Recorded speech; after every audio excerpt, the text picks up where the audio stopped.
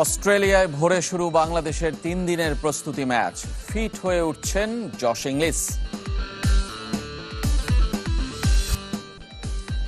নতুন মোড়কে ঘরোয়া ক্রিকেট ক্যালেন্ডার। বাংলাদেশ ফার্স্ট নামে 3 ফরম্যাটে আসছে ফ্র্যাঞ্চাইজি টুর্নামেন্ট। জরুরি সভায় যোগ দিতে মরক্কোর আঞ্চলিক কার্যালয়ে ফিফা সভাপতি। ইংল্যান্ড ছেড়ে আজারবাইজান পাড়ি জমাচ্ছেন হামজা চৌধুরী। ফুটবলের খবর জানাবো। আরও প্রবাসী ফুটবলারের খোঁজে আগামী বছর গ্রীষ্মে ইউরোপে ট্রায়াল করবে বাফুফে।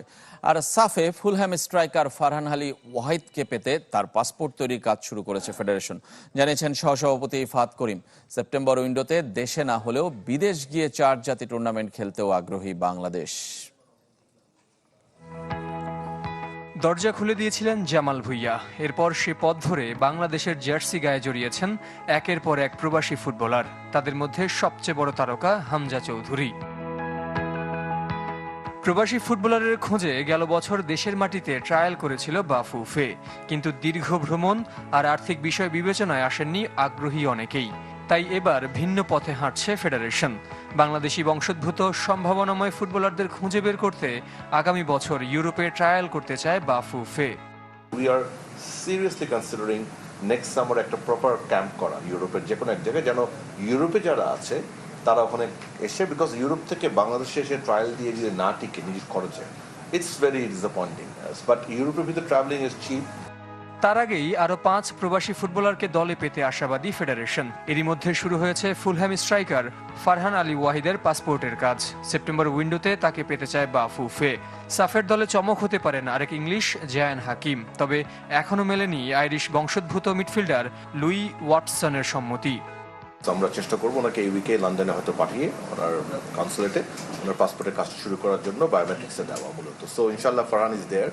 এর বাইরে জায়ান হাকিমের প্রাইমারি কাগজপত্র কাজ আমরা শুরু করেছি এখন। সাফে ডেফিনেটলি তাকে পাবো, বাট আমরা চেষ্টা করবো সেপ্টেম্বর উইন্ডোতে তাকে রাখার জন্য। আমাদের তরফ থেকে উই আর ফুললি রেডি। তার ডকুমেন্টেশনের কাজও হয়ে গিয়েছে, এখন জাস্ট ওনার সম্মতিটা, দ্যাটস অল উই নিড। তবে সেপ্টেম্বর উইন্ডোর জন্য এখনও বাংলাদেশ দলের প্রতিপক্ষ চূড়ান্ত হয়নি। শুরুতে কিরগিজস্তানের সাথে 3 জাতি টুর্নামেন্টের প্রস্তাব ফেরালেও এবার তাদের 4 জাতি টুর্নামেন্টের পাল্টা প্রস্তাব দিয়েছে বাফুফে। কোচের চাওয়াকে প্রাধান্য দিয়ে ঘরের মাটিতে হতে পারে সাফ প্রস্তুতির সেই টুর্নামেন্ট। আমরা এখনো 4 নেশন চাই, but it's getting challenging. If not tri nation হবে, but that can be either in Dhaka or in Kyrgyzstan, যেখানে হোক। বাট মানে থমাস দুলি সাহেব চেয়েছেন যে অ্যাটলিস্ট 2টো যেন আমরা খেলি, আর আমার সভাপতির মধ্যে চেয়েছেন যে অ্যাটলিস্ট 3টা খেলা হয় আমাদের। So we will work on that. এদিকে ইংল্যান্ড ছেড়ে আজারবাইজানে পাড়ি জমাচ্ছেন হামজা চৌধুরী। লেস্টার সিটি থেকে তার নতুন গন্তব্য সাবা এফসি। আজারবাইজানের গণমাধ্যম এই খবর প্রকাশ করেছে, তবে কত বছরের চুক্তি বা কত টাকায় তাকে কিনে নিয়েছে ক্লাবটি তা প্রকাশ করেনি। কিন্তু তাকে দলে ফেরাতে কয়েকবার তার সাথে আলোচনা হয়েছে বলে জানিয়েছে তারা। ট্রান্সফার মার্কেট অনুযায়ী দলবদলের বাজারে হামজার দাম এখন 4 মিলিয়ন ইউরো। যদিও 2027 সাল পর্যন্ত লেস্টারের সাথে চুক্তি ছিল বাংলাদেশ মিডফিল্ডারের। মাঝে ধারে খেলেছেন শেফিল্ড ইউনাইটেড এবং ওয়াটফোর্ডে। 2015 সাল থেকে লেস্টারের মূল দলে খেলেন হামজা। এর আগে খেলতেন ক্লাবটির যুব দলে। গেল মৌসুমের লিগ চ্যাম্পিয়ন সাবা এবার খেলছে চ্যাম্পিয়ন্স লিগের বাছাই পর্ব। সকালে ডারউইনে ক্রিকেট অস্ট্রেলিয়া একাদশের বিপক্ষে 3 দিনের প্রস্তুতি ম্যাচ খেলতে নামবে বাংলাদেশ। তার আগে বুধবার সেরেছে 3য় দিনের অনুশীলন। যোগ দিয়েছেন লিটন দাস। প্রস্তুতি ভালো হচ্ছে বলে দাবি করে ম্যাচ খেলার মধ্য দিয়ে কন্ডিশনের সাথে আরও মানিয়ে নেওয়ার লক্ষ্য জানালেন পেসার হাসান মাহমুদ। ডারউইনের কন্ডিশনে মানিয়ে নিতে সব ধরনের চেষ্টা বাংলাদেশ দলের। প্রথম 2 সেশন সকালে অনুশীলন করলেও 3য় দিন করেছে দুপুর থেকে। প্রথমবারের মতো অনুশীলনে যোগ দিয়েছেন লিটন দাস। ব্যাটিং বোলিংয়ের পাশাপাশি এদিন উইকেটের পেছনে ক্যাচ প্র্যাকটিসে বাড়তি মনোযোগ। হেড কোচ ফিল সিমন্সকে দেখা গেছে বেশ তৎপর। টাইগারদের প্রস্তুতির খবর জানালেন পেসার হাসান মাহমুদ। খুব ভালো প্র্যাকটিস সেশন হচ্ছে আজকে। ক্যাচ ফিল্ডিং হলো, ব্যাটিং হলো, বোলিং হয় পরে। অবশ্যই আমাদের আরো সামনে অনেক টাস্ক আছে এবং অনেক সেশন আছে। এবার ম্যাচ প্র্যাকটিসের পালা। ক্রিকেট অস্ট্রেলিয়া একাদশের মুখোমুখি বাংলাদেশ দল। 3 দিনের ম্যাচে আরো ভালোভাবে নিজেদের মানিয়ে নিতে চায় নাজমুল শান্তর দল। আমার কাছে মনে হয় যে আমাদের যে প্র্যাকটিস গেমটা আছে সেটা অবশ্যই ম্যাচের আগে প্রস্তুতির জন্য খুব ইম্পর্টেন্ট, এবং কন্ডিশনের সাথে পিচের সাথে মানিয়ে নেওয়ার জন্য এটা আসলে অনেক কাজে দিবে আমাদের। প্রস্তুতি ম্যাচ শেষে সোমবার থেকে আবারও দলীয় অনুশীলনে ফিরবে বাংলাদেশ। 13ই আগস্ট বৃহস্পতিবার মারারা স্টেডিয়ামে প্রথম টেস্ট। এদিকে ব্রিসবেনে বাংলাদেশের বিপক্ষে টেস্ট সিরিজের প্রস্তুতি নিচ্ছে অস্ট্রেলিয়া দল। ইনজুরিতে পেসার মাইকেল নেসার ছিটকে গেলেও জশ ইংলিশকে প্রথম টেস্টে পেতে আশাবাদী কোচ অ্যান্ড্রু ম্যাকডোনাল্ড। এর মাঝে আগামী বছরের ভারত সফরের পরিকল্পনাও জানিয়ে দিলেন অজি কোচ। বাংলাদেশের বিপক্ষে ডারউইন টেস্ট দিয়ে শুরু হচ্ছে অস্ট্রেলিয়ান সামার। টেস্ট চ্যাম্পিয়নশিপের অংশ হওয়ায় খেলবে পূর্ণ শক্তির দল। ব্রিসবেনে পুরোদমে প্রস্তুতি নিয়েছে অজিরা, তবে ইনজুরি সমস্যা আছে দলে। অনুশীলনের দুদিনে 2 চোটের ঘটনা। জশ ইংলিশের পর আঘাত পেয়েছেন মাইকেল নেসার। জশ ইংলিশকে প্রথম টেস্টে পেতে আশাবাদী অজি কোচ অ্যান্ড্রু ম্যাকডোনাল্ড। তবে পুরো সিরিজ থেকে ছিটকে গেছেন নেসার। অক্টোবরে দক্ষিণ আফ্রিকা সফরের আগে তার ফিট হয়ে ওঠার সম্ভাবনা। যদিও সেরা 4 পেসার প্রস্তুত টাইগারদের কঠিন চ্যালেঞ্জে ফেলতে। ব্রিসবেনে নিজেদের মধ্যে প্রস্তুতি ম্যাচে 10 ওভার করে বল করেছেন স্টার্ক, কামিন্স, হ্যাজেলউড ও বোলান্ড। ব্যাটিংয়ে 50 করে আত্মবিশ্বাসী লেবুশেন ও ওয়েদারাল্ড। প্রস্তুতি ম্যাচে সবাই নিজেদের ফিরে পাওয়ার চেষ্টা করেছে, এটা দারুণ কাজে লাগবে। প্রথম ম্যাচের আগে বেশ কিছুদিন সময় পাবো। জশ ইংলিশও নিজেকে ফিট করে তোলার সময় পাচ্ছে। প্রস্তুতি ম্যাচ শেষে গণমাধ্যমের সামনে অবশ্য বাংলাদেশের চেয়ে পরবর্তী সিরিজগুলো নিয়ে বেশি কথা বলতে হয়েছে অজি কোচকে। এর মধ্যে আগামী বছরের বর্ডার গাভাস্কার ট্রফির প্রস্তুতির পরিকল্পনা তুলে ধরেছেন ম্যাকডোনাল্ড। আমরা মনে করি ভারতীয় কন্ডিশনের সাথে মানিয়ে নেওয়ার যথেষ্ট সময় পাবো।